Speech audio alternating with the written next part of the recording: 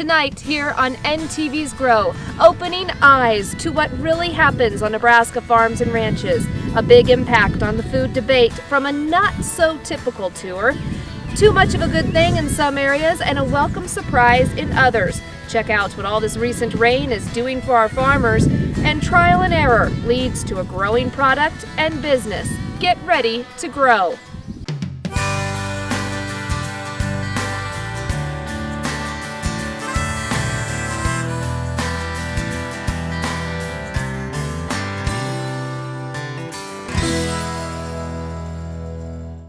For some people, there's nothing better than a corn-fed Nebraska steak. However, others, they envision factory farms pumping out cattle full of hormones. NTV's Grow co-host Steve White talks to those on the front lines of the food debate. Capturing our snapping photos, this tour group visits an unlikely attraction, one many people have negative impressions of, a Nebraska feedlot.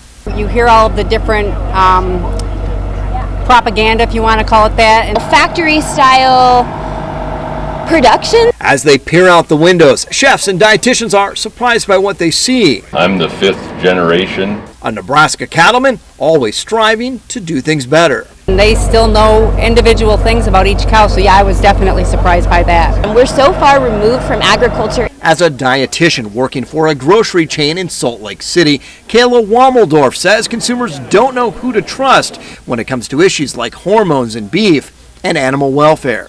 Misinformation and confusion, and so getting to actually see that, yeah, there's people actually making our food and in lots of ways with lots of integrity. Cattle handling is a big thing for us. The Beef Council has been leading tours like this for 15 years. They say the questions have gotten tougher. People know the issues, but they don't know the farmers, like Alan Jansen. They get to see what actually happens in a real world situation, and that's always good. We are very transparent.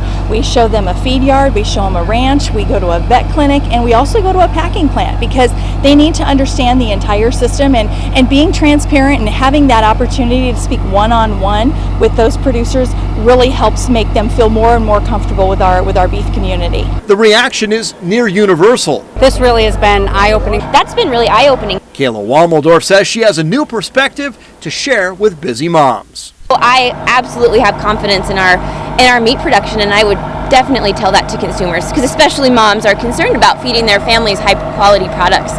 The country of origin labeling law controversy heats up, and the House votes to repeal the labeling law.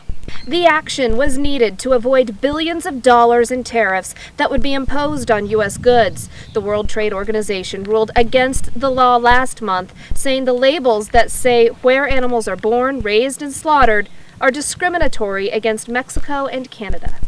Building and protecting consumer demand for beef doesn't happen just by accident. It takes persistence, and it's essential for all those who produce beef. That's why the Beef Checkoff is working to develop a new long-range plan with guidance from producers. The update will set goals for targeting checkoff dollars and growing beef demand over the next 5 years.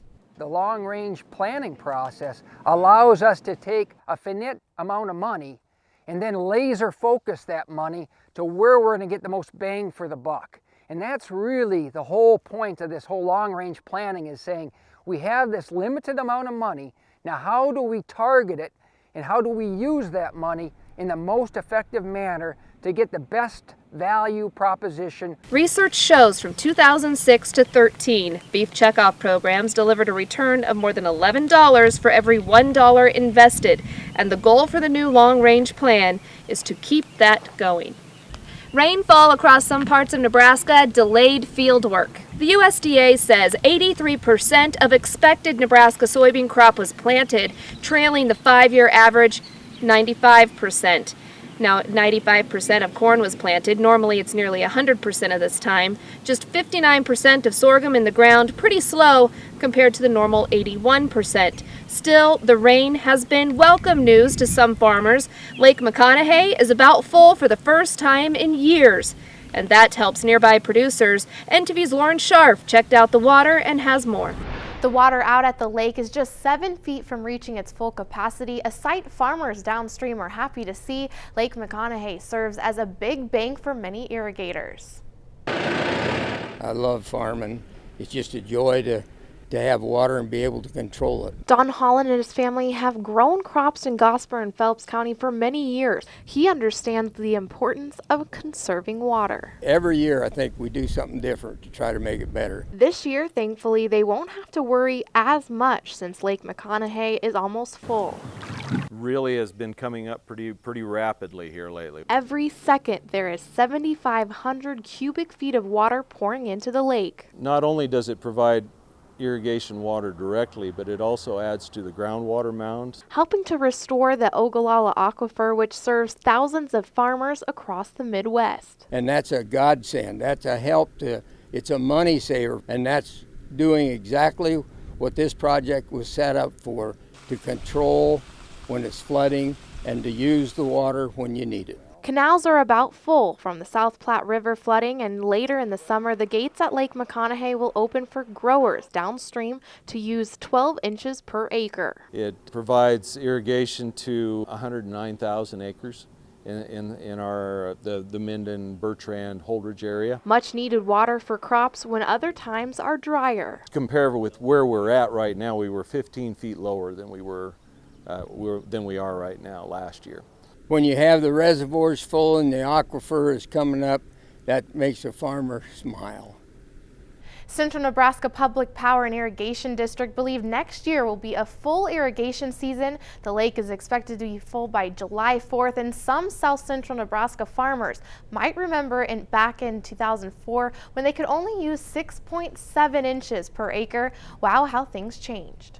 Ample rainfall the last few weeks has really helped the Kansas wheat crop in several areas, especially as harvest nears. The industry group, Kansas Wheat, said combines should begin cutting wheat soon if it stays dry enough to do so in the coming days. Last week, the U.S. Department of Ag rated 30% of the state's wheat crop in good or excellent condition. As for those soybeans that are still waiting to get put into the ground, farmers can adjust to the late planting. It can be a challenge, so UNL's Jim Spite says the delay in planting causes a yield penalty of half a bushel per acre per day of delay after May 1st. So he recommends farmers adjust planting practices to reduce yield loss. Consider switching from a typical 30-inch planter to 15-inch rows or even a 7.5-inch planter. That can help close the canopy as early as possible, even with delayed planting, so your field can still be green to the eye by the 4th of July. For other tips and best practices, visit Soybean Management Field Days at one of the following locations on your screen.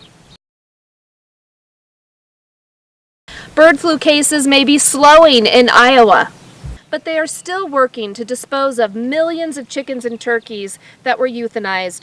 The Iowa Ag Secretary says that process could take weeks, if not months. Officials stress the importance of biosecurity measures. Migratory birds could bring another round of disease this fall when they pass through the region.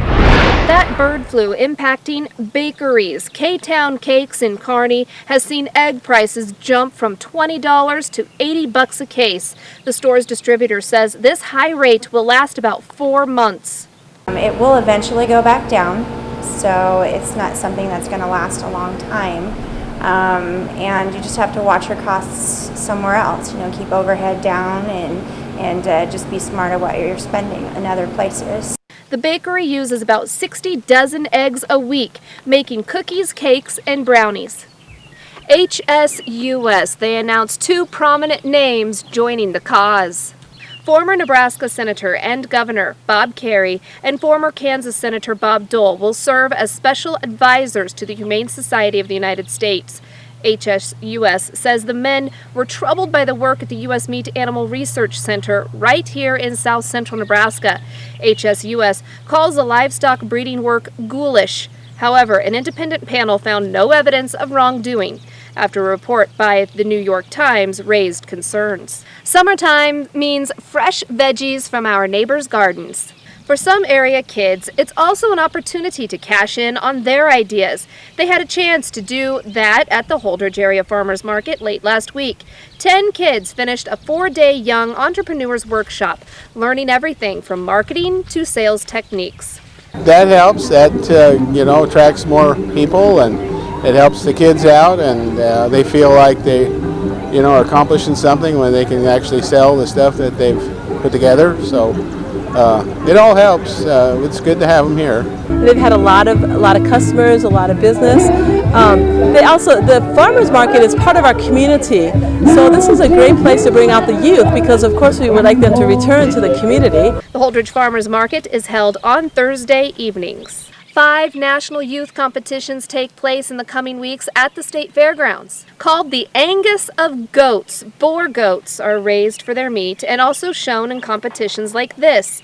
The American Boar Goats Association has held its national show all across the country, but have returned to central Nebraska for the 2nd straight year. Grand Island is they have an excellent facility here.